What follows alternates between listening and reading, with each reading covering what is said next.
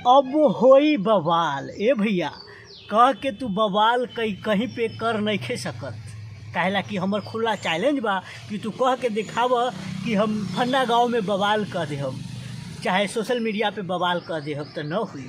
लेकिन खेसारी लाल उ अभिनेता में से बा कि अगर वो कह दी कि हम अब बवाल करब तो बवाल पक्का बा।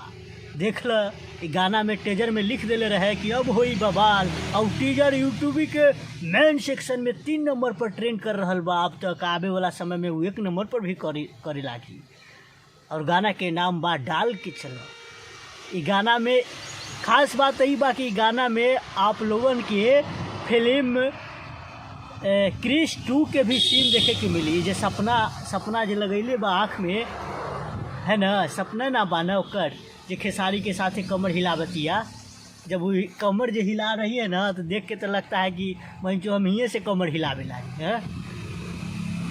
मतलब अभिनेत्री का मतलब भी वही होता है कि कहीं देखे तो देख के ही दूसर के मन डोल जाए, ईमान डोल जाए। क्या जैसे मीना कुमारी, बाला की खूबसूरत, ड्रीम गर्ल, हेमा मालिनी, वो सब का था।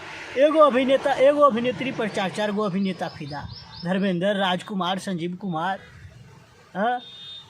तो ठीक है, बबीता ये सब जो खेसारी लाल के साथ जो नाच रही अभिनेत्री डाल के चला गाना में, तो एक देखिए के मन करता है कि थोड़ा हम यहाँ से मन डुला है ना। बात हम जो कहते हैं सही कहते हैं, कहला कि कमसीन चेहरा देख के कोई भी फूल भी मुरझा जाएगा।